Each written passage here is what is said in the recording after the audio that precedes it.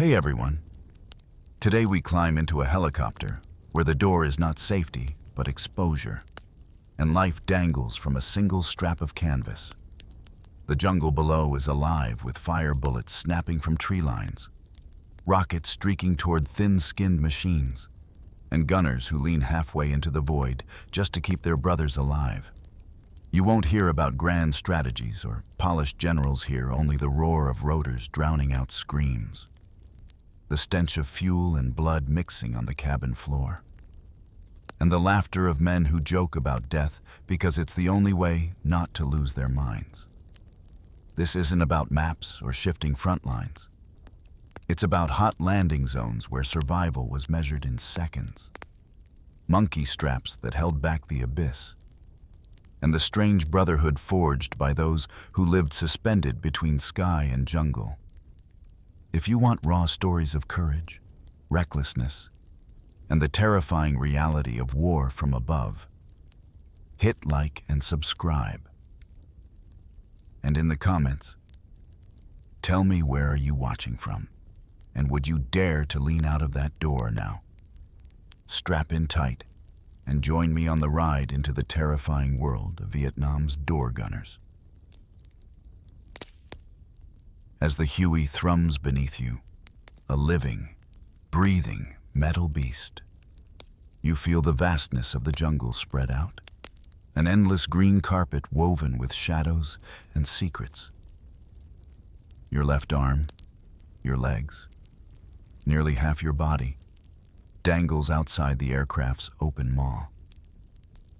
There's only the thin, nylon monkey strap cinched around your waist, a slender tether connecting you to life, to the whirring machine.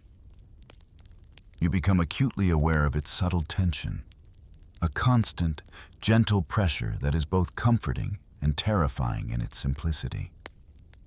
It is the only thing truly holding you, keeping you from a sudden, dizzying plunge into the dense foliage below, a fall into the unforgiving embrace of the canopy.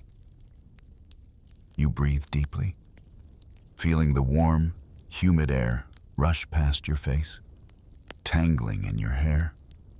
It carries with it the distinct scent of jet fuel, a hint of ozone, and the ever-present earthy perfume of the jungle itself, wet leaves, decaying wood, the distant, unseen bloom of exotic flowers. Your uniform, damp with sweat, clings to your skin, a second layer of awareness that reminds you of the oppressive heat. Even at this altitude, there are no armor plates here, no thick steel shield to offer solace or protection. Only the thin fabric of your uniform, your flesh and bone against the potential impact of high-caliber rounds, the chilling whisper of a .51 caliber bullet, the heavier, more destructive thud of a 23mm shell. It is an imbalance of vulnerability, a stark, visceral understanding that your very presence is a gamble. The other soldiers, those strapped more securely within the Huey's belly, sometimes offer a grim, knowing smile, a shared understanding of your unique predicament. They call it the VIP seat of death, a macabre jest born of shared hardship. And as you gaze out, the irony is not lost on you. On one side, the world unfolds in a blur of emerald green, an infinite expanse of jungle that seems to swallow light and sound. On the other, there is a straight, dizzying drop, a sensation of falling into an endless abyss, a descent into what can only be described as a hellish void.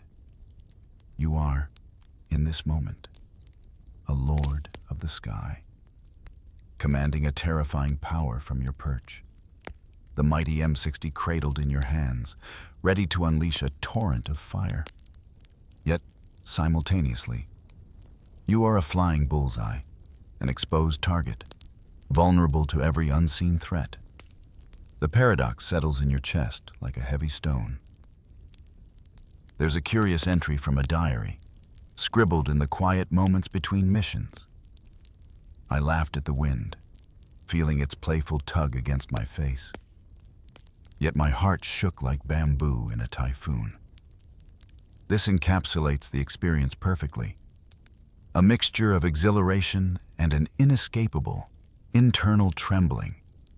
A testament to the raw exposure that defines your role, making every flight an exercise in suspended terror. The slow, rhythmic thud of the rotor blades overhead becomes the heartbeat of this existence, a constant reminder of both life and the ever-present shadow of its abrupt end. In the early days of this swirling aerial dance, before the skies truly became a battlefield of rotors and bullets, the Huey crews were simpler, less burdened by the weight of their own vulnerability. You remember the stories, passed down like ancient parables in hushed tones between flights. Back then, a crew typically consisted of just the pilot, co-pilot, and the ever-resourceful crew chief. They were the pioneers, charting the unknown, navigating the intricate dance between machine and jungle without the heavy burden of additional firepower. The Huey, a marvel of modern engineering, was seen primarily as a transport, a swift messenger across an unforgiving landscape. But the jungle, as you quickly learned, had its own brutal lessons to teach. Helicopters, initially thought to be invulnerable, began to drop from the sky with a chilling regularity, like autumn leaves caught in a violent gale. Each crash, each vanished aircraft, sent a ripple of unease through the ranks.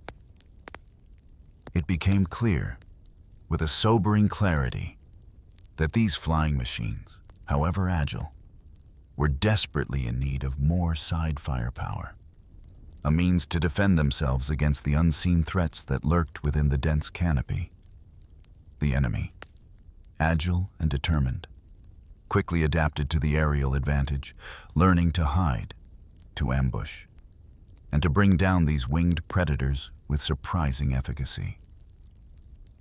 And so, a new role was born, emerging from the crucible of necessity and survival.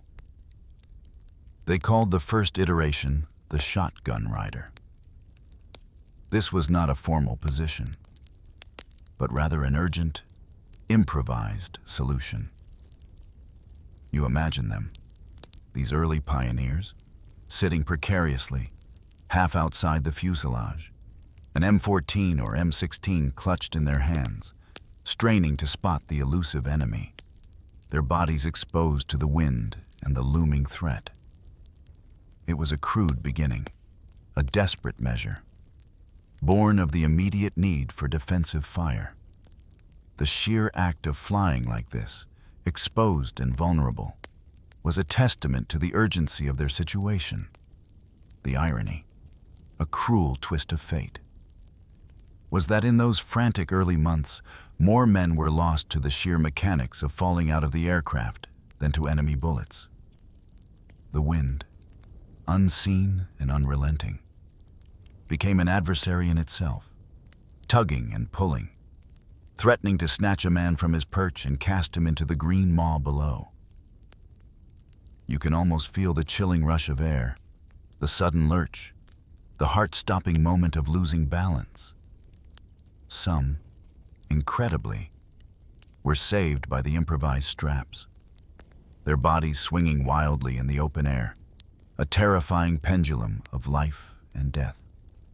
Others, less fortunate, simply vanished, swallowed by the jungle without a trace, their stories ending in an abrupt, silent plummet. The Army, in its clinical language, called it a position, a task to be performed.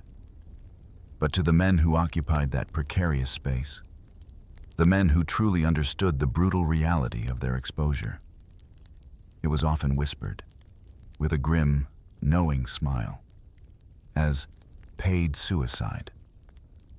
The slow, deliberate beat of the rotor blades above becomes a somber cadence to these origin stories, a reminder of the raw, unrefined beginnings of your own terrifying duty. The first flight. The very first time you clutched the heavy machine gun. The thrum of the Huey vibrating through your bones is etched into your memory with the clarity of a dream. You recall the trembling in your hands, an involuntary shaking that seemed to defy your will, a primal response to the sheer, overwhelming reality of your situation. You weren't alone in this. Rookies, new to the searing heat and the chaotic symphony of war, often trembled so violently that, in their desperate attempts to load their weapons, they dropped entire ammo belts, the metallic links scattering across the vibrating floor of the helicopter like a spilled handful of deadly coins. The clatter of brass against metal, the urgent scramble to retrieve them, became a silent testament to the raw, unadulterated fear that gripped even the most resolute among you. Firing the M60 from the open door of a Huey was an experience unlike anything you could have imagined on the ground. It felt, to some, like trying to accurately shoot from a roller coaster jeep, hurtling at impossible speeds, banking and swaying with wild abandon. The wind tore at your uniform, distorting your aim, pushing against the heavy weapon with an invisible force.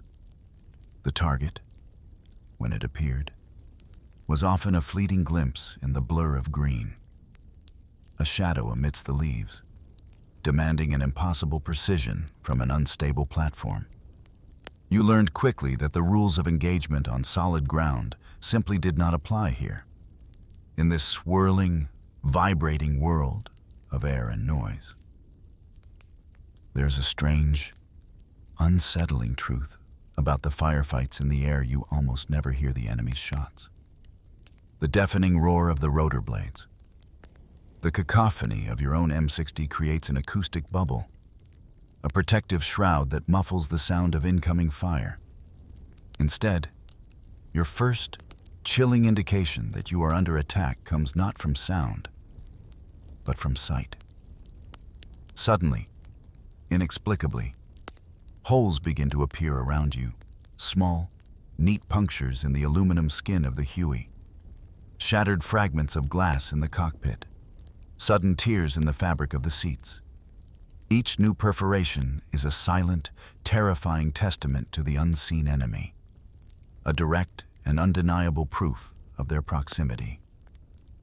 In those initial moments of terror, some recruits, overwhelmed by the sheer, brutal reality of combat, would squeeze the trigger with their eyes squeezed shut.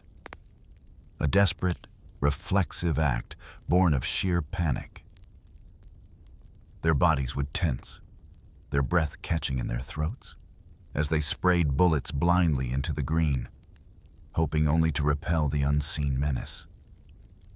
The torrent of fire, however undirected, offered a momentary illusion of control, a brief respite from the gnawing fear. And for a few, the ordeal of that first fight proved too much to bear. They broke down, their composure shattering under the intense pressure, unable to reconcile the abstract concept of war with its brutal, visceral reality. These men were quickly washed out, removed from their positions, their tour of duty ending before it had truly begun. The others, the ones who endured, who pushed through the terror, found a strange solace in the shared experience. There was a dark humor, a grim inside joke that permeated the tight-knit crews survive your first day. And you were immediately promoted, not through rank, but through a shared understanding, to professional maniac. It was a title worn with a mixture of pride and weary acceptance, a badge of survival in a role that offered so little.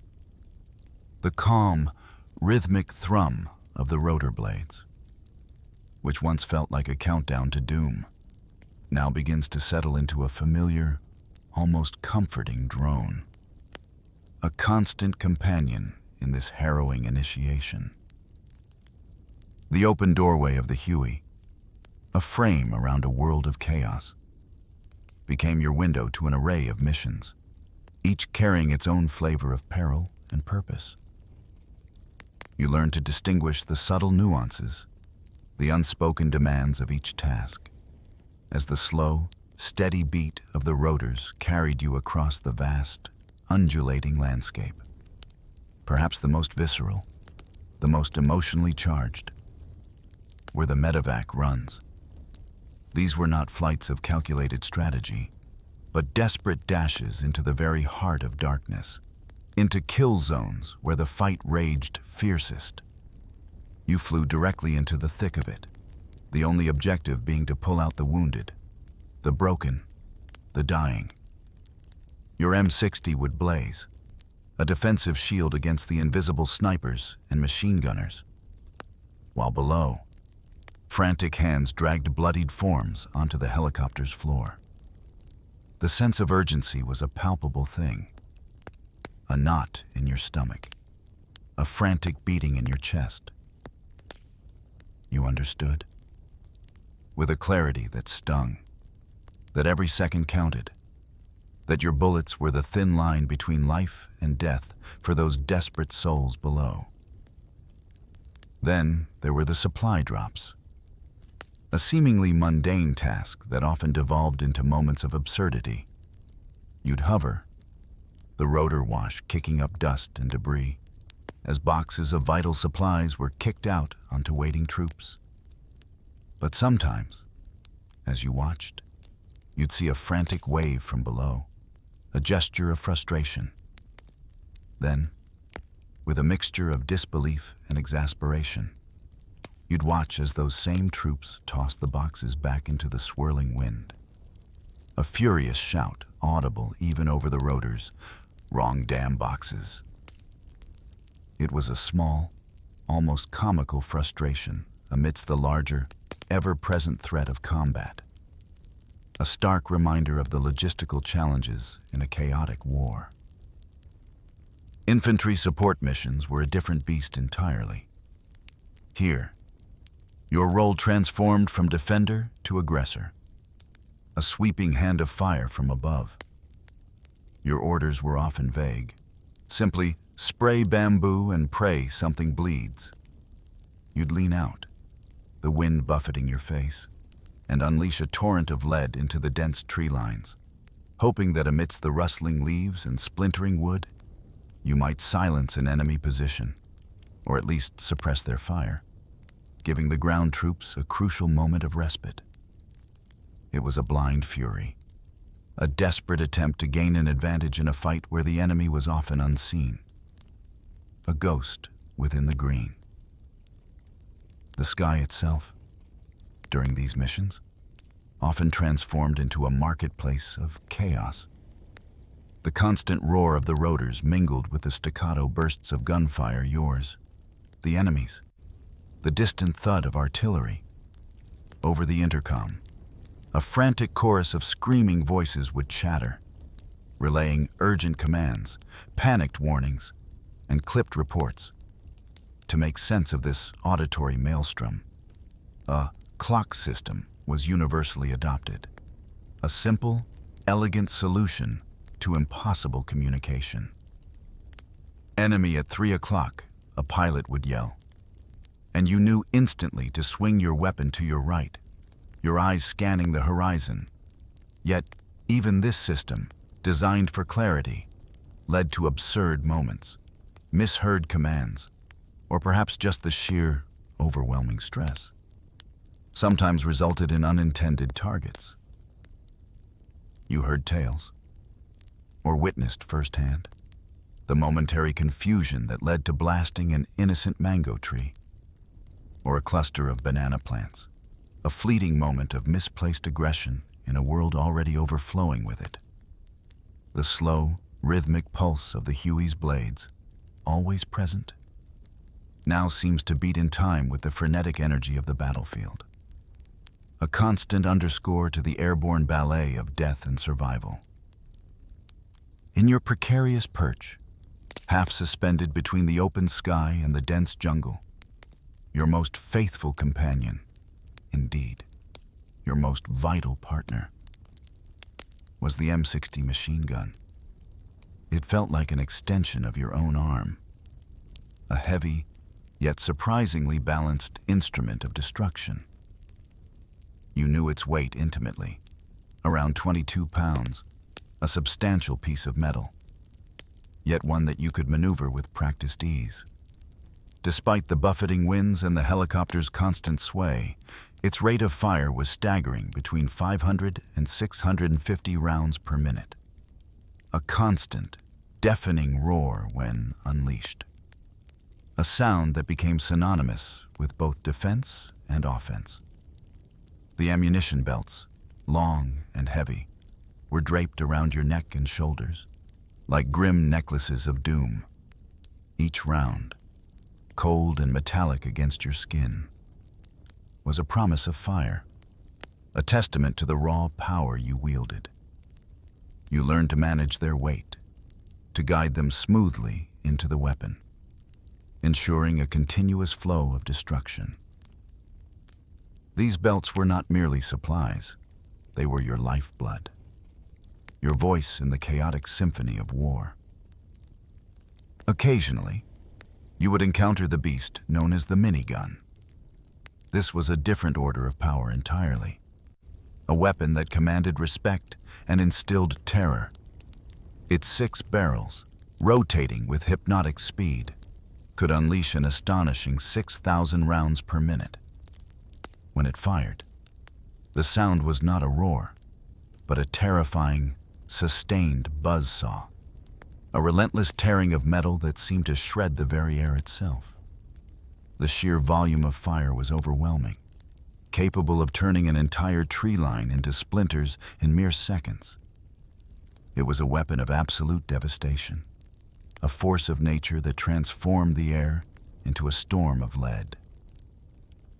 As night descended, painting the jungle in shades of inky black, the sky became a canvas for deadly fireworks.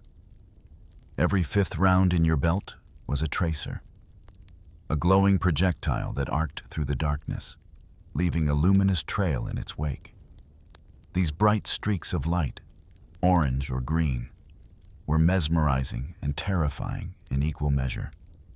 They illuminated your path, guided your aim, and simultaneously announced your presence to anyone watching below. They were beautiful in their destructive purpose, painting ephemeral patterns of death against the velvet blackness, a stark contrast to the calm, distant stars. While the M60 and the minigun were your primary tools of trade, you also carried backup, smaller weapons that served a different purpose. Your M14 or M16 rifle, slung within reach, were often jokingly referred to as ego weapons. These were for the unthinkable scenario, for the moment you might hit the ground, when the Huey could no longer protect you, when you became just another soldier slogging through the jungle. They were a last resort, a small comfort in the face of overwhelming odds. There was a prevalent piece of dark humor among the crews, a saying that underscored the intimate relationship you forged with your weapon. The gun was my most faithful lover. She just ate ammo, not food. This phrase, spoken with a weary smile, captured the peculiar bond, the complete reliance you had on this cold, hard piece of steel. The slow, steady thrum of the rotors becomes the pulse of this metallic relationship, a constant, reassuring rhythm beneath the weight of your deadly companions. Within the world of Huey operations, you quickly learned that not all flights were created equal. The type of mission, the configuration of the aircraft, fundamentally changed your role, your purpose, and ultimately, your chances of survival. There were essentially 2 distinct breeds of Huey that defined your existence in the sky: the slicks and the gunships. Each offered a different kind of destiny, a separate path in the aerial ballet of war. The slicks, as they were affectionately known, were the workhorses, the flying buses of the jungle. Their primary mission was transport ferrying troops, supplies, and sometimes the wounded. When you rode on a slick, your role as a door gunner shifted to defense, a vigilant guardian of precious cargo. You were primarily there to protect, to create a cone of suppressing fire that would allow the troops to embark or disembark safely, to keep the enemy's heads down long enough for the helicopter to accomplish its task. Your M60 was a shield, a deterrent against unseen threats. Rather than a tool of aggressive engagement, in this context, you were often seen, with grim resignation, as a human shield. Your exposed body the first line of defense, absorbing the brunt of the incoming fire. Your vulnerability a sacrifice for the safety of those within the cabin. Then there were the gunships. These were the flying tanks, beasts bristling with an intimidating array of weaponry. Outfitted with rockets, multiple miniguns, and often grenade launchers. These Hueys were designed for pure, unadulterated aggression. When you were assigned to a gunship, your mission was clear: unleash maximum destruction. You became an airborne executioner, a harbinger of fury, tasked with laying down overwhelming fire to soften enemy positions, provide cover for ground assaults, or directly engage targets. The feeling was different, less about defense, more about projecting raw, unyielding power onto the landscape below. You were a critical component in a symphony of destruction, your weapon a furious extension of the helicopter's devastating capability. The placement on either a slick or a gunship dictated your experience, etching a clear line between the meat shield and the angel of death. On a slick, you felt the profound responsibility of protecting life, a quiet heroism in your exposed position. On a gunship, you embraced the destructive power, the stark reality of your role as an instrument of war. The camaraderie among the crews, often expressed in dark humor, offered a stark choice. Fly slicks if you want to live, gunships if you want to be remembered. It was a saying that encapsulated the inherent danger of both, but also the different ways men sought meaning, or perhaps simply coped, within the madness of it all.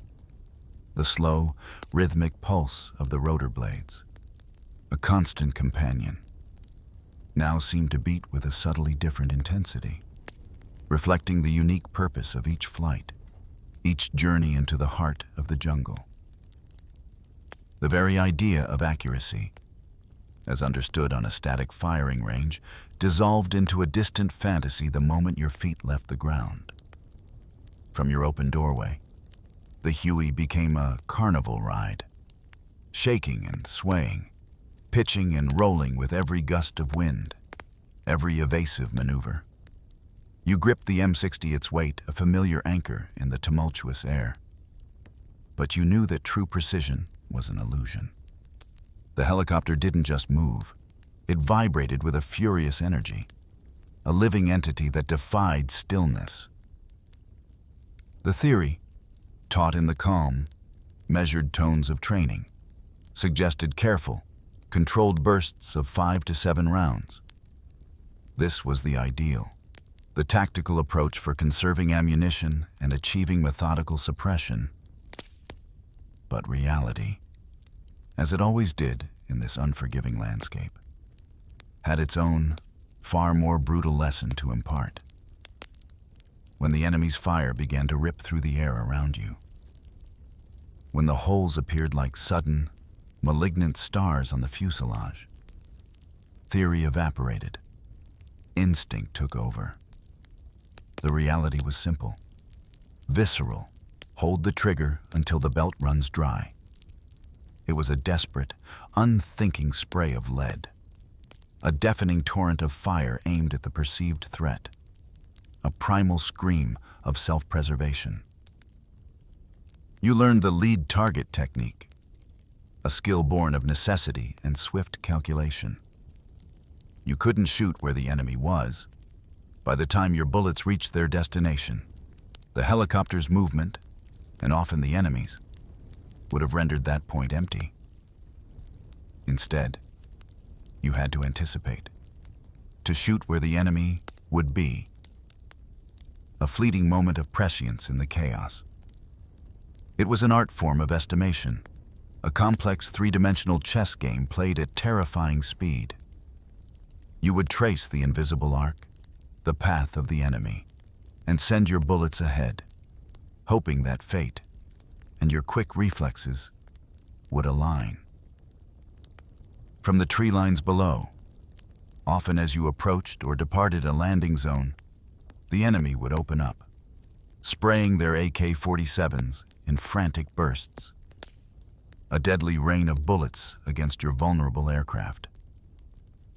Your reply was immediate, instinctual saturation fire. You wouldn't aim for individual targets. You would simply hose down entire sections of the jungle, unleashing a devastating curtain of lead that hopefully suppressed their fire, forced their heads down, or at the very least, made them reconsider their position. It was a brutal, overwhelming response, a display of raw power designed to deter. Often, you found yourself firing not necessarily to score hits, but simply to keep morale up, both your own and that of your crew. The act of returning fire, the reassuring roar of your M60 was a powerful psychological weapon. It gave a sense of agency, a feeling that you were doing something, anything, against the unseen danger. It was a tangible expression of defiance. A veteran once confided, with a weary sigh, "I don't know if I hit anyone. Just know the jungle lost a lot of leaves." This sentiment perfectly captured the frustrating, often ambiguous nature of your success. You rarely saw the results, rarely had the satisfaction of a confirmed hit. All you knew was that you had fought back, that you had carved out a temporary space of dominance in an environment that constantly threatened to overwhelm you. The slow, rhythmic beat of the rotor blades becomes a soothing pulse, a constant, gentle backdrop to the violent, unpredictable dance of aerial combat, a testament to the endurance of those who flew. Despite the overwhelming firepower you commanded, the stark reality of your own vulnerability was a constant, gnawing presence. The Huey, for all its revolutionary design and combat effectiveness, was, at its core, little more than a flying tin can. Its aluminum skin, designed for lightness and speed, offered minimal protection against anything beyond small arms fire, and even that was often a gamble. You could feel the thinness of the metal beneath your hand, a chilling reminder of how little stood between you and the brutal reality of the battlefield. You wore a flak jacket, a heavy, cumbersome garment that chafed against your skin, made even more unbearable by the oppressive tropical heat. It was designed, in theory, to stop shrapnel, the jagged fragments of exploding ordnance that could rip through flesh with devastating effect. But you knew, with a certainty born of grim experience, that it offered precious little defense against a direct hit from a rifle round. It was a psychological comfort more than a physical shield, a heavy, sweaty burden that merely hinted at protection rather than truly providing it. Your helmet mount, too, offered a limited sense of security. While essential for communicating with your pilot and crew chief through the intercom, its primary function in terms of ballistic protection felt almost secondary. It was good for deflecting incidental bumps, for keeping the sun out of your eyes. But against a determined sniper, its efficacy was questionable at best. It was a necessity for clear communication, but not a true bastion against the chaos of combat.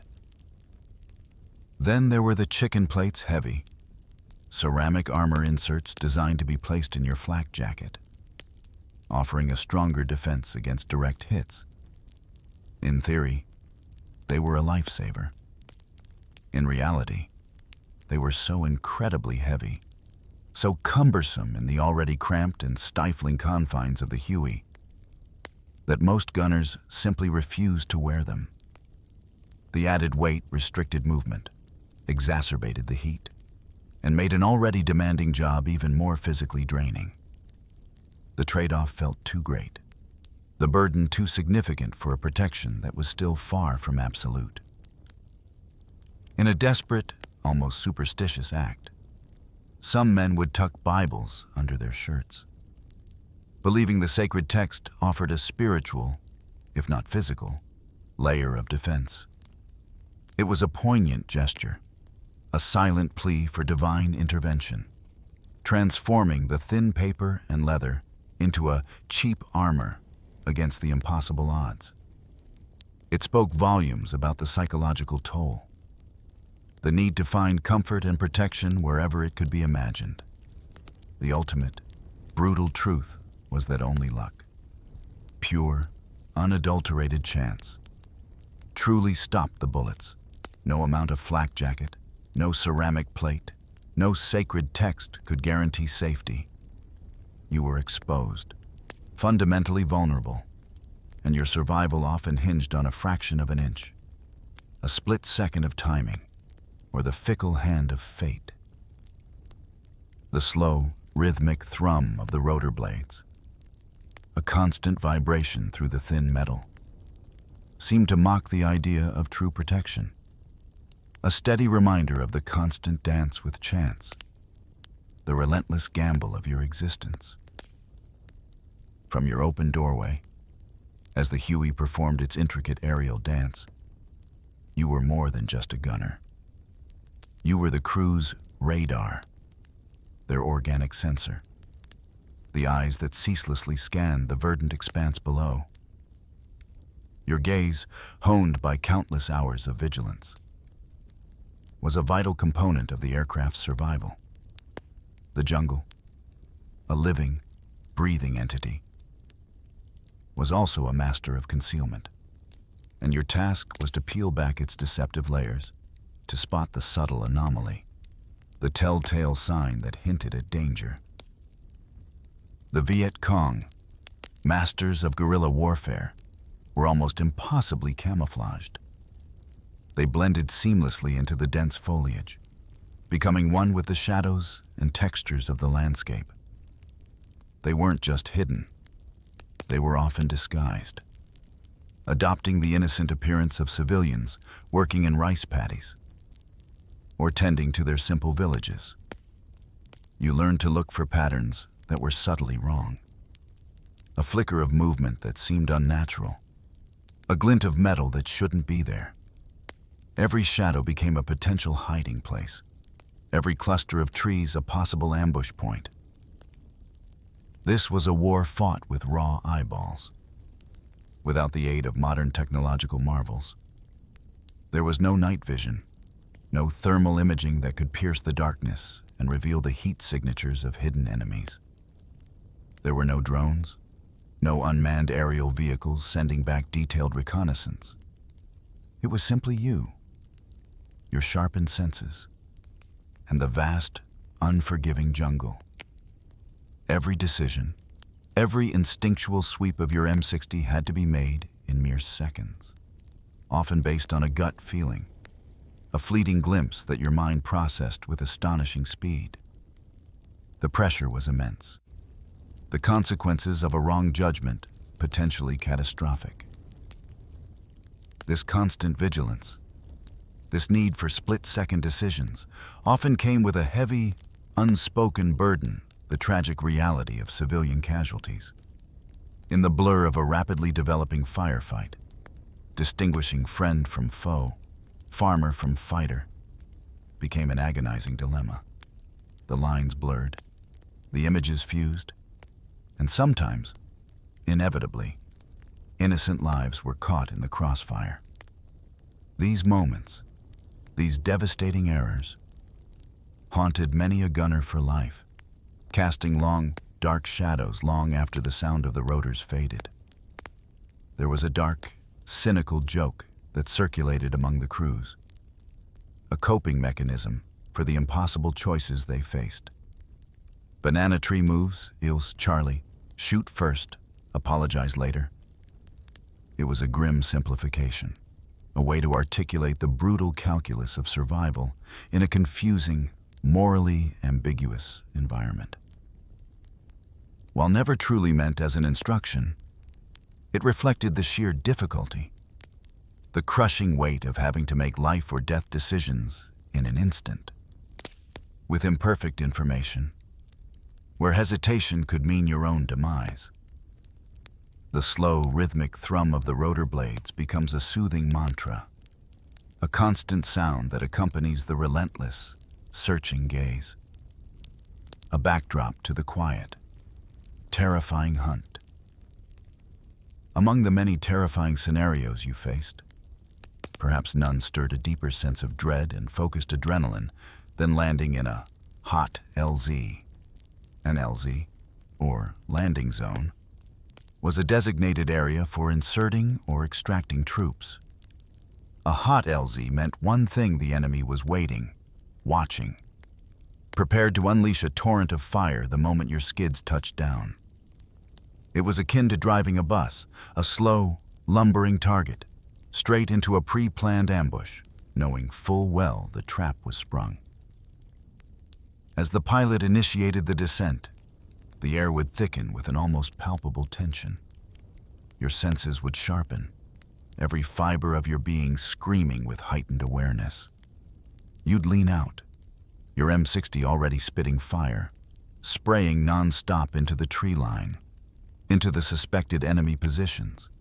Your job, in those agonizing seconds, was to lay down such a volume of suppressive fire that it would offer a fleeting, fragile shield for the troops, for the young men who were about to leap from the relative safety of the helicopter into the very heart of the inferno below. You watched them go, their faces grim and determined, a knot forming in your gut as they vanished into the chaotic scene, praying your bullets kept them safe. In these moments, as the Huey settled and the ground troops disembarked, you, the door gunner, became a prime target. The open door, the silhouette against the sky, made you an easy mark for snipers who patiently waited for the perfect shot. And then there were the RPGs, rocket-propelled grenades, a chillingly effective weapon that could tear through the helicopter's thin skin with catastrophic force. Every second on the ground felt like an eternity, an agonizing stretch of vulnerability where the world seemed to hold its breath. Even as the last soldier leaped out, or the wounded were dragged aboard, the ordeal was far from over. The Huey, often riddled with bullet holes, its metal groaning under the strain, still had to lift off, to climb out of the kill zone, banking and swaying as it defied the enemy's desperate attempts to bring it down.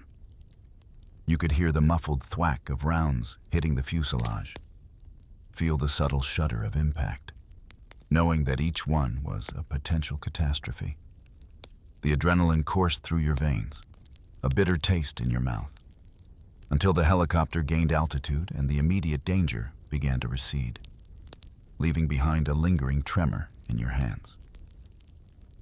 The sheer vulnerability of the Huey in these situations spawned another piece of grim, dark humor. Hueys were often nicknamed flying beer cans. The image of a flimsy aluminum can, easily punctured and crushed, perfectly captured the fragile reality of your aerial fortress. Survivors, those who had endured multiple trips into these death traps, often spoke with a weary, knowing certainty.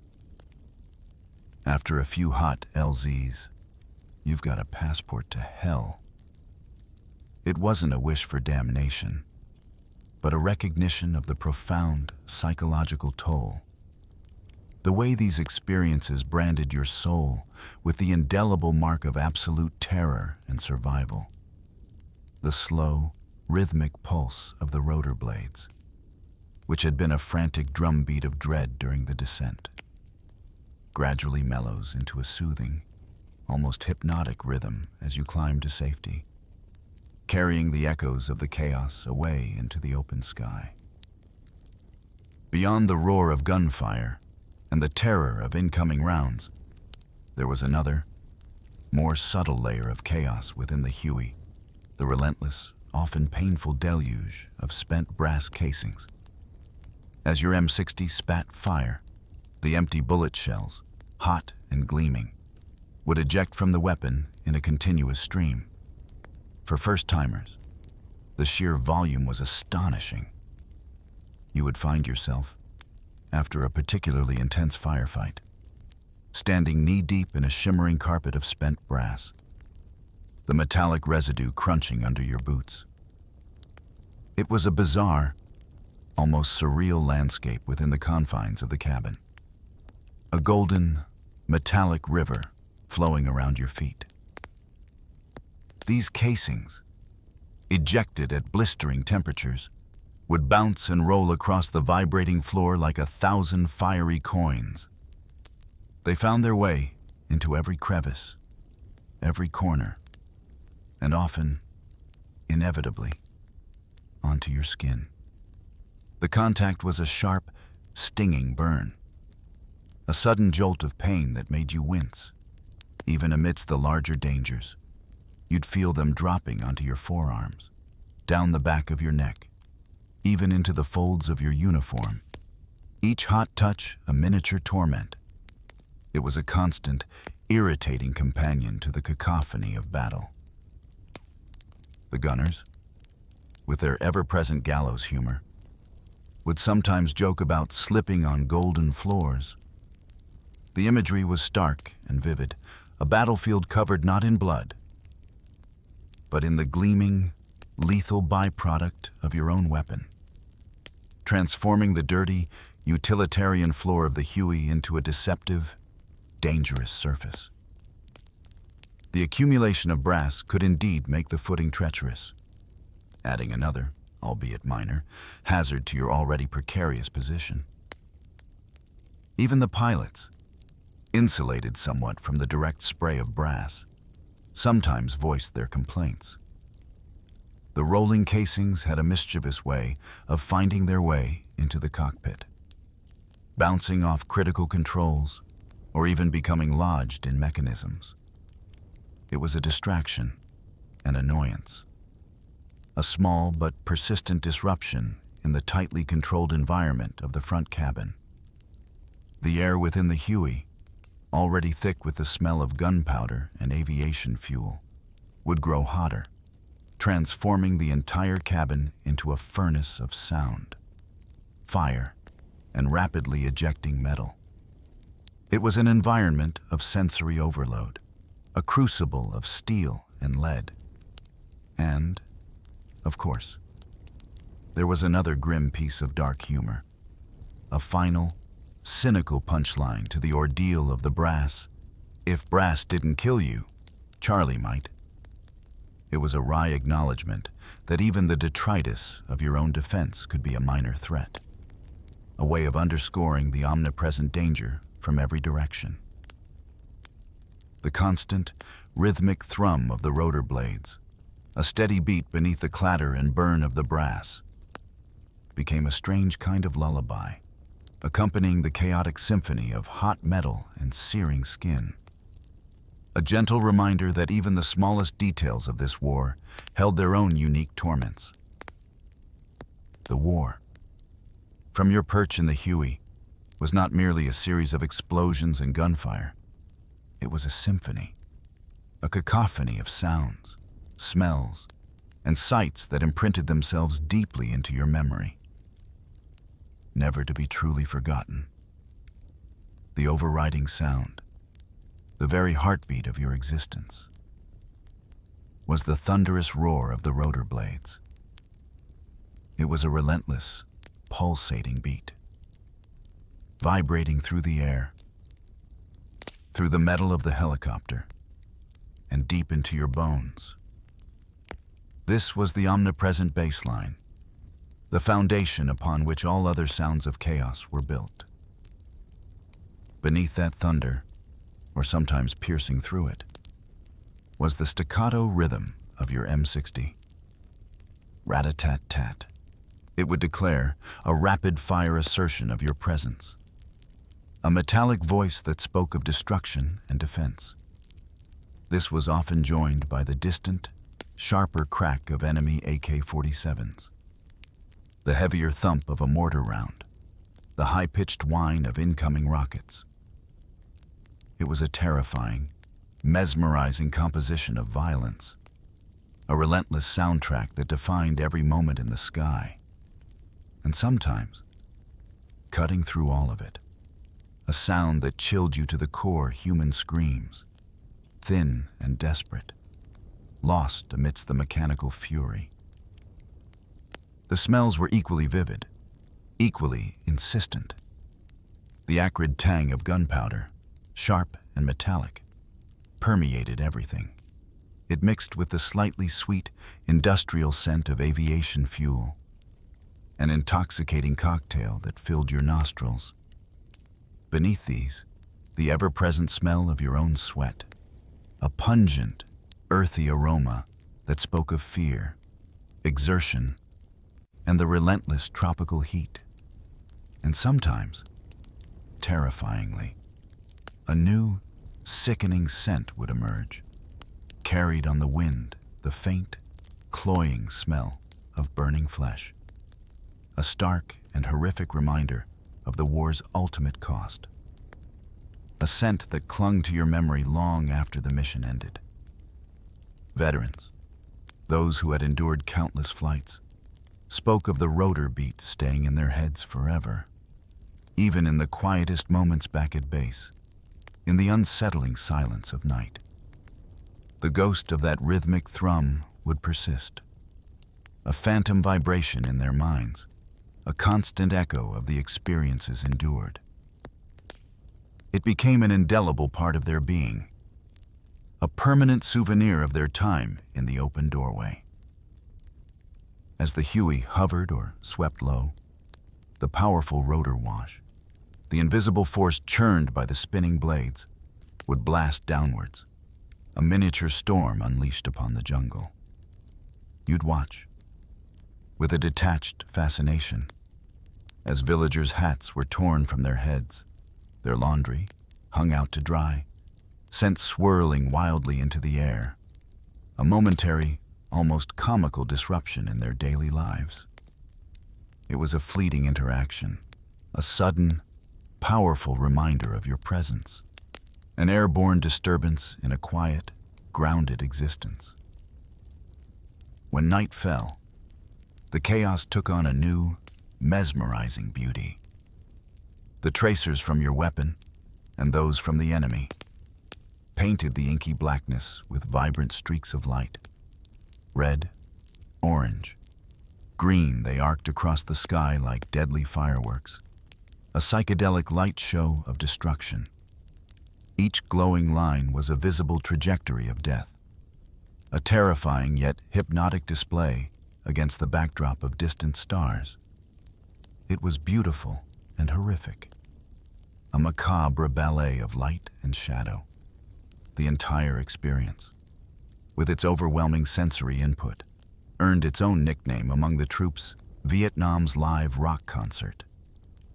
It was a fitting, if darkly humorous, description for the relentless, deafening, and ultimately unforgettable performance that played out in the skies above the jungle.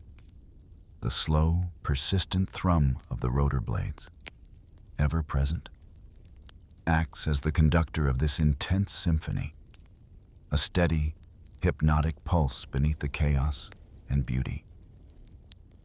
In the cramped, vibrating confines of the Huey, amidst the deafening roar and the constant threat of death, an extraordinary bond was forged, a brotherhood tighter than any family you had ever known. You were crammed together, often shoulder to shoulder, living and fighting in a space that barely tolerated your presence. The shared danger, the relentless proximity, and the absolute reliance on one another for survival created an unbreakable connection. Every laugh, every shared meal, every quiet moment of fear or despair within that metal shell cemented a bond that transcended the normal definitions of friendship. Nicknames, a common currency in military life, took on a deeper significance here. They were not just identifiers, but badges of shared experience, intimate tokens of recognition. Helmets and guns, the tools of your trade, became canvases for crude art, for personal graffiti, small defiant statements against the anonymity of war, a faded drawing of a pin-up girl, a scrawled motto, a unit insignia, each one a small assertion of individuality, a tiny piece of home carried into the sky. These small acts of personalization were vital, a way to reclaim a piece of humanity in a dehumanizing environment. The loss of one of your crew, a buddy who had flown countless missions by your side, felt like losing a limb. It wasn't just a casualty report. It was a gaping wound in the very fabric of your shared existence. The silence they left behind was deafening. The empty space a stark, painful reminder of their absence. You mourned not just a comrade, but a confidant, a partner in the dance of death, someone who understood, without a single word, the terrifying reality you faced every day. Sometimes, the grim task of returning a body to base was even more heartbreaking. You would witness the transfer of what remained, perhaps just a helmet, a mangled piece of gear, and a body bag that seemed impossibly small. A stark testament to the brutality of what had occurred. These moments were etched into your memory, a silent, poignant sorrow that settled heavily in your chest. Yet, amidst the horror, there were moments of profound human connection. You shared laughs, sudden bursts of inappropriate humor born of tension.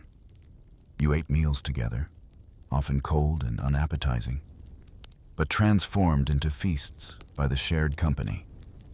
And sometimes, in the quiet lulls between missions, you shared tears, not of weakness, but of exhaustion, of grief, of the sheer emotional weight of it all. These were the raw, unfiltered moments that forged an enduring camaraderie, a silent pact to face the impossible together. And, of course, the dark humor persisted. A vital coping mechanism. There was the ever-present joke about snorers. Snorers get tied outside the door for fresh air.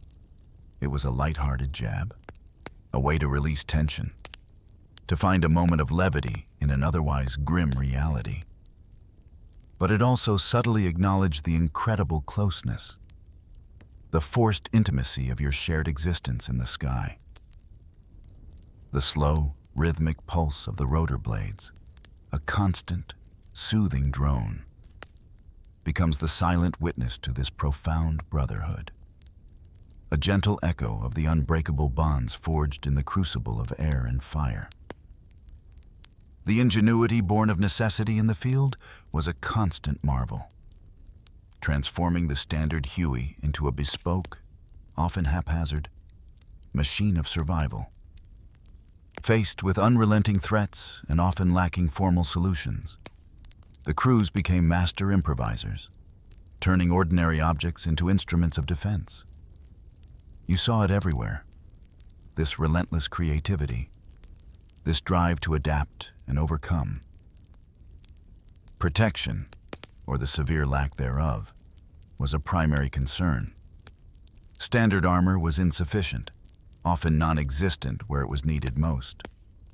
So, sandbags, heavy and unwieldy, were piled high on the floor, offering a crude but effective barrier against incoming rounds. Jeep seats, salvaged from wrecked vehicles, were sometimes bolted to the cabin floor, providing a slightly more comfortable and marginally more protected place for troops or even a makeshift gunner's perch. You even heard tales of tank scraps, heavy pieces of salvaged armor plate being welded onto Hueys, turning the sleek aircraft into Frankenstein machines. Each modification a desperate prayer for survival. The M60, a powerful weapon, sometimes felt sluggish, too slow to swing through its arc to engage a rapidly appearing target.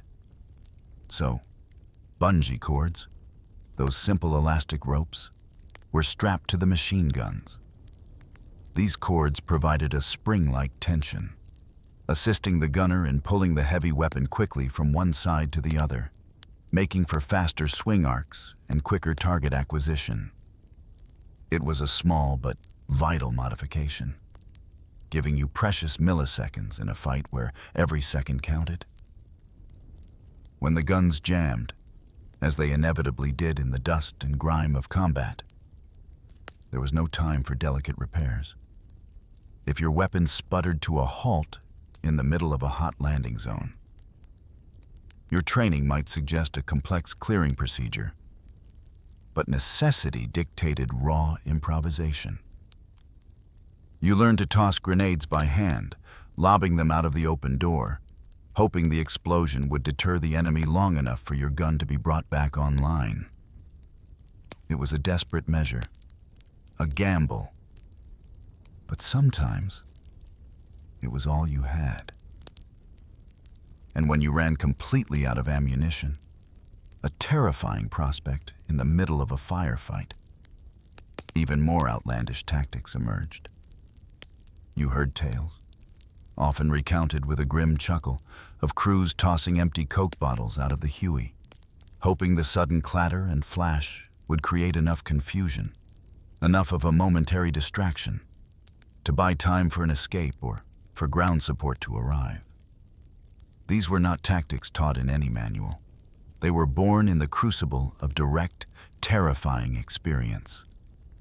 The Hueys themselves, through these ceaseless modifications, became living testaments to improvisation. Each aircraft a unique collection of battlefield solutions, a patchwork of ingenuity. Maintenance trickery was also common. If your M60 jammed mid-fight, the official procedure was slow. The practical, field-expedient solution, passed down from veteran to rookie, was to slam the M60 with a hammer, a violent, desperate attempt to shock the mechanism back into functioning. It was brutal, often effective, and perfectly emblematic of the raw, desperate spirit of innovation that permeated every aspect of your life in the air. The slow, rhythmic thrum of the rotor blades, a constant, steady beat, now seems to hum with the collective spirit of human ingenuity, a gentle underscore to the endless adaptations of survival.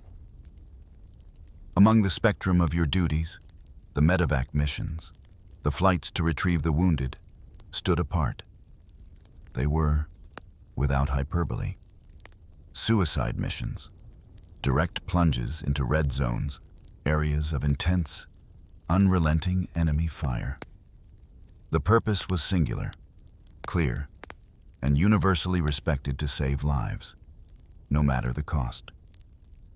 You flew into places where no one else dared to linger, where the very air seemed to crackle with lead, because there were men bleeding on the ground, calling for you. As the Huey descended, an angelic beast swooping into hell, your M60 would begin its furious song, spraying a continuous curtain of fire into the surrounding tree lines. This was not a moment for precision. It was a moment for volume, for overwhelming suppression. You fired relentlessly, a human shield of lead, while below, frantic medics and brave ground troops dragged bloodied men aboard, the sight of their faces contorted in pain, their uniforms soaked in crimson, was a searing image that would haunt your dreams. Each body pulled aboard was a victory, but also a stark, visceral reminder of the brutality unfolding beneath you. By the mission's end, the helicopter's floor was often soaked in blood, a macabre painting of heroism and suffering. The metallic scent of it would mingle with the gunpowder and fuel, creating an unforgettable, sickening aroma that clung to the air, to your uniform, to your very being. It was a physical manifestation of the toll, a silent testament to the lives teetering on the brink. Sometimes, in a horrifying twist of fate, as you sprayed your defensive fire, you would realize, with a cold, sickening jolt, that you were covering your own best friend down below. The face, perhaps partially obscured by dirt and sweat, would suddenly become devastatingly familiar. In that instant, the abstract became profoundly personal, transforming your duty into a desperate, frantic fight for the life of someone you loved. The M60 became not just a weapon, but a desperate, roaring prayer. The grim humor that permeated every aspect of this war found its way even into the darkest corners of medevac. Soldiers, with a weary, knowing smile, would often remark, "Our chopper looks more like a butcher shop." It was a blunt, shocking description, but it captured the raw, brutal reality of what these missions entailed. The image was disturbing, yet oddly accurate, a way to articulate the unspeakable. Despite the horror, the terror, the profound moral injury that sometimes accompanied these missions, they were also, paradoxically, the source of the most intense pride. There was an undeniable sense of purpose, a clear, unambiguous good in risking your life to save another. You might carry the nightmares, the trauma, the lingering scent of blood, but you also carried the profound satisfaction of having made a difference, of having been there, in the darkest hour, for those who needed you most. The slow, rhythmic thrum of the rotor blades, usually a symbol of impending danger, now becomes a gentle, almost reverent hum, a calming rhythm accompanying the profound acts of courage and compassion in the heart of chaos. Beyond the immediate, searing fear of bullets and explosions, another, more primal terror often gripped you, the chilling prospect of falling. You were always aware of it, the ever-present possibility of tumbling from the open doorway, of being snatched by the wind and cast into the unforgiving green abyss below. Your monkey strap, that thin leash cinched around your waist, was the only thing between you and that terrifying plunge, a constant, fragile tether to life. You could feel its subtle tension, its reassuring grip, and simultaneously, its terrifying inadequacy against the vastness of the sky. The Huey, for all its power and agility, was not a stable platform. During wild maneuvers, sharp turns, evasive banks designed to avoid incoming fire, you would be thrown around like a rag doll. The forces exerted on your body were immense, threatening to tear you from your precarious perch. In those heart-stopping moments, you felt like a dangling puppet, your body swinging wildly outside the aircraft, held only by that slender strap, the wind tearing at your clothes, the jungle rushing up to meet you in a terrifying blur. Each lurch, each unexpected dip, sent a jolt of pure adrenaline through your system, a momentary gasp of terror. And sometimes, despite all precautions, despite all the training, men did fall. Some, incredibly, survived the plummet, their bodies crashing through the dense canopy, landing, miraculously, alive on the jungle floor. Their ordeal, however, was far from over. Disoriented, often injured, they would fight on, isolated and vulnerable, until rescue could arrive, battling not just the elements, but the ever-present enemy. You heard the incredible tales, the stories whispered in hushed tones of these almost mythical falls. One such legend involved a gunner who, after falling from his Huey, landed directly on 2 Viet Cong soldiers. In the immediate, disorienting chaos of impact, he managed to kill them both. Then, injured but alive, he established a defensive perimeter and waited for his pickup. It was a story of impossible odds, of sheer, desperate survival that seemed to defy belief.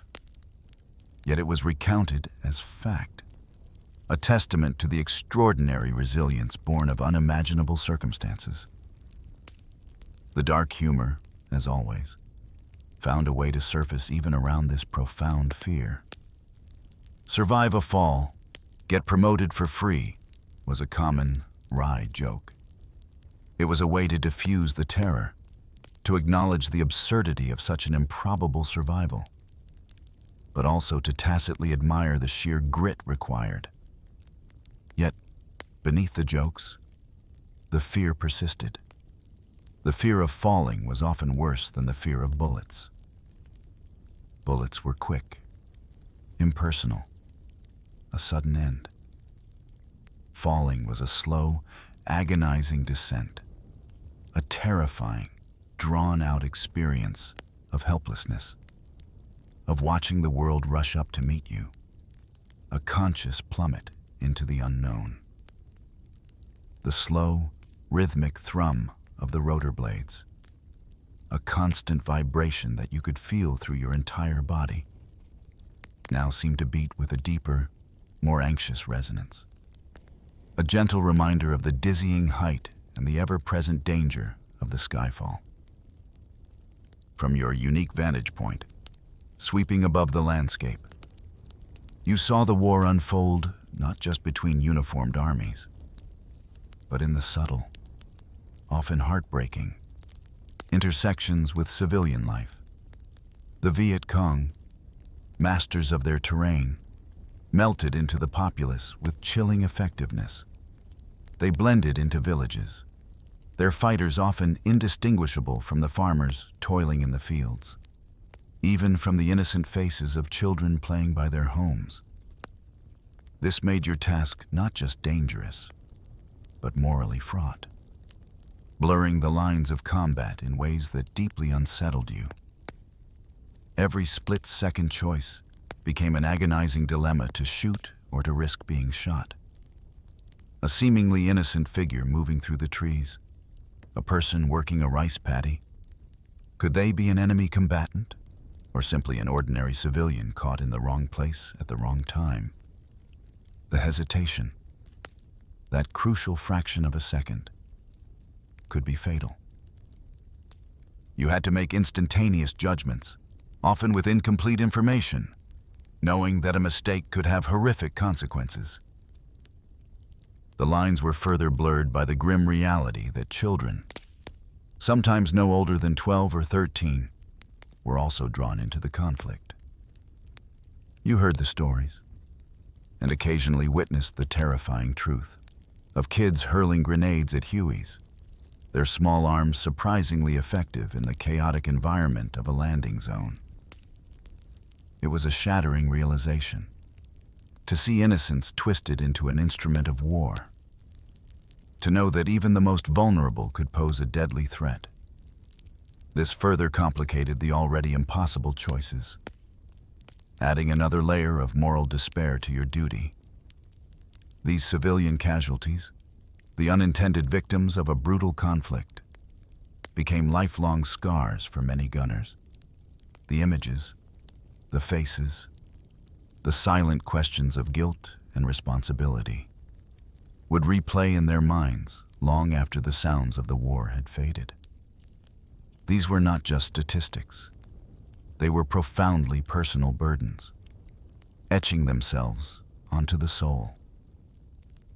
The unimaginable commands relentless obsession with body count. The numerical tally of enemy killed further blurred the lines of morality.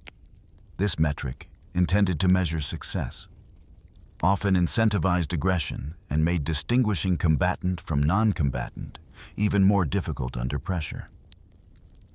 It was a dehumanizing approach that ignored the complex human cost of the conflict. The pervasive dark humor, a constant companion in the absurdity of war, even touched upon this sensitive issue. Charlie disguised as Grandma, best camouflage ever, was a cynical joke, a way to highlight the arbitrary and often unreliable nature of the body count. It was a brutal simplification of a truly complex and tragic aspect of the war, a testament to the mental strain of living in a world where even the most benign appearance could conceal a deadly threat. The slow, rhythmic thrum of the rotor blades, a constant, melancholic sound, becomes a gentle accompaniment to these difficult reflections, a quiet underscore to the profound moral complexities woven into the fabric of your experience. When the Huey finally landed, its engines sputtered into silence, and you stepped back onto solid ground. The war was far from over. It had simply shifted domains, migrating from the physical battlefield to the internal landscape of your mind. Back at base, in the unsettling quiet of the barracks, sleep often proved elusive. The silence, after hours of deafening noise, felt unnatural, a void that your brain eagerly filled with the echoes of the day's chaos. Your dreams, when they finally came, were not restful escapes, but relentless replays. They were filled with the ceaseless roar of the rotor noise, a phantom vibration in your ears. The tracers, those deadly fireworks, would arc across the dark canvas of your eyelids, painting vivid, terrifying patterns against the blackness. And the screams, human cries of pain and fear, would echo in your memory, piercing the fragile illusion of peace. It was a tormenting loop, an involuntary reliving of the day's horrors, denying you the solace of true rest. To escape this relentless onslaught, many turned to whatever relief they could find. Booze flowed freely, a desperate attempt to numb the senses, to quiet the screaming thoughts. Cigarettes, endless chains of them, offered a fleeting ritual, a moment of focused breath in the chaos. And for some, in the deepest throes of despair, even heroin became a means to an end, a desperate, dangerous path to knock out, to temporarily silence the torment that refused to abate. These were not choices made lightly, but desperate attempts to simply turn off the relentless replay button in their minds. You observed, with a grim understanding, how some would laugh manically while retelling the day's horrors. It wasn't genuine joy, but a defense mechanism, a dark, hysterical coping strategy. By transforming the unspeakable into a macabre joke, by forcing a laugh, they sought to regain a sliver of control, to distance themselves from the raw, visceral terror. It was a harrowing sight, witnessing the thin veneer of sanity stretch taut over a chasm of trauma. The phrase PTSD, or post-traumatic stress disorder, was not yet widely understood, but its insidious effects were undeniably present. Veterans described their experience as 90% boredom in war, 10% terror replayed forever. This sentiment perfectly encapsulated the insidious nature of the trauma. The moments of intense fear, though brief, were etched into the mind with an indelible clarity, condemned to be relived over and over again, long after the physical danger had passed. It was a lifetime sentence, a relentless haunting. The war gave you a lifetime ticket to the memory roller coaster, a nickname that offered a chillingly accurate description of the internal turmoil. It was a ride you could never get off, a series of peaks and valleys, sudden drops and terrifying loops, all contained within the confines of your own mind. The slow, rhythmic thrum of the rotor blades, a sound that once defined your waking life, now becomes a gentle, mournful echo in the silence of your sleepless nights. A constant, soothing, yet persistent reminder of the battles fought long ago. The strategic framework that governed the war, particularly from the perspective of U.S. command, often boiled down to a single, stark metric: the body count. There was an almost obsessive focus on the numbers of enemy killed, a relentless push for higher tallies, as if victory could be measured solely by this grim ledger. This pressure filtered down through the ranks, reaching even your exposed perch in the open doorway of the Huey. You, the door gunner, were tacitly, and sometimes explicitly, pushed to shoot more, to report higher kills, to contribute to the ever-increasing tally. This relentless demand for numbers created a profound moral conflict within many. You fired your weapon not out of personal hatred for the unseen enemy, but because it was your duty, because you were ordered to do so, because your life and the lives of those around you depended on it. Yet, the emphasis on body count often felt disconnected from the immediate, visceral reality of the battlefield. "I fired because of orders, not because of hate," was a sentiment often expressed, a quiet struggle to reconcile duty with the personal cost. In the aftermath of intense firefights, when adrenaline had begun to recede and the pressure for reports mounted, some admitted to inflating their numbers. A quick burst into a tree line, a fleeting glimpse of movement, could easily be converted into a confirmed kill on the tally sheet, a necessary embellishment to meet the expectations from above. It was a complex psychological landscape, where the pressure to perform, to demonstrate effectiveness, sometimes outweighed the strict adherence to verifiable truth. The numbers, in this sense, became less about accurate accounting and more about psychological warfare, both against the enemy and within your own command structure. The pervasive dark humor, a constant companion in the absurdity of war, even touched upon this sensitive issue. Every bamboo stalk with holes equals one confirmed kill was a cynical joke, a way to highlight the arbitrary and often unreliable nature of the body count. It underscored the difficulty of truly verifying kills from a fast-moving helicopter, where targets were often fleeting and obscured by dense foliage. Historically, this reliance on body counts became a significant point of contention, eventually serving as stark evidence of a flawed U.S. strategy. It created an environment where the perceived success of operations was measured by a gruesome tally, rather than by genuine strategic gains or the winning of hearts and minds. It fostered a mindset that overlooked the deeper complexities of the conflict, reducing human lives to mere statistics. The slow, rhythmic thrum of the rotor blades, a constant, almost hypnotic pulse, now seems to resonate with the quiet tension of this moral struggle, a gentle backdrop to the profound ethical questions that lingered long after the battles were fought. As the years turned into decades, and the war receded into the annals of history, the image of the door gunner emerged as one of its most potent and iconic symbols. You see it everywhere now in movies. The roar of the Huey's blades, a cinematic shorthand for Vietnam. In music, haunting melodies that speak of jungle heat and desperate flights, and in memoirs, the vivid, first-hand accounts that bring the terror and camaraderie to life. The door gunner, perched precariously, M60 blazing, became a powerful archetype, a visual representation of both the brutal efficiency and the raw vulnerability of the conflict.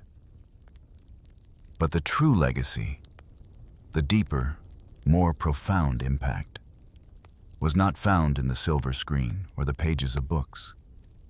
It was etched into the souls of the men who lived it.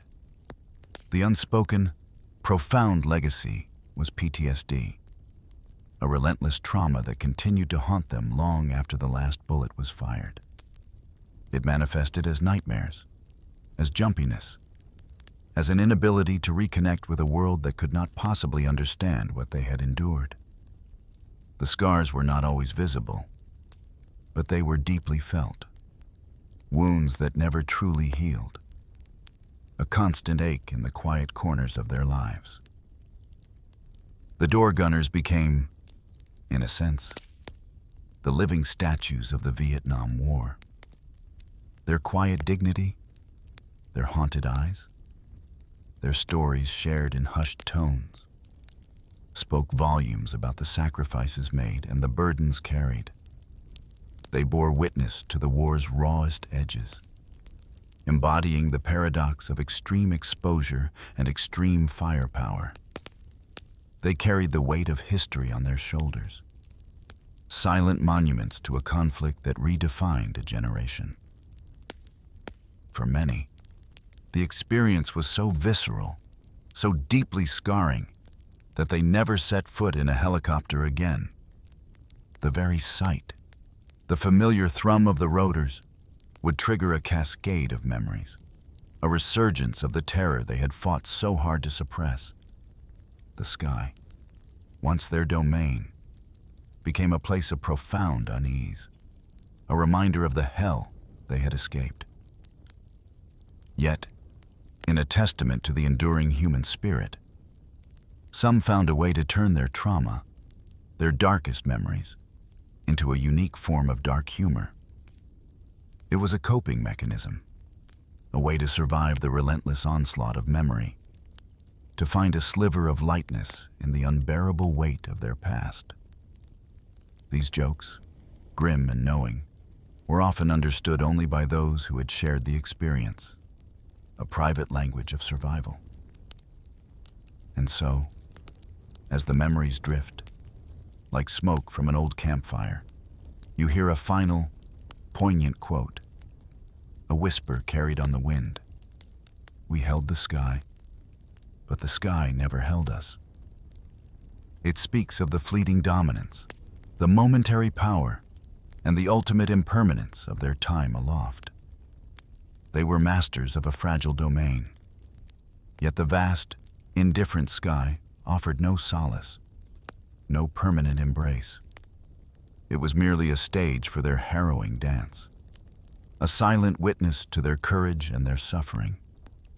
And as the story fades, like the distant sound of retreating rotors, the quiet hum of the air remains, a gentle, soothing presence, leaving you with a profound sense of the enduring spirit that carried these men through the unbearable, and a quiet reverence for the legacy they left behind.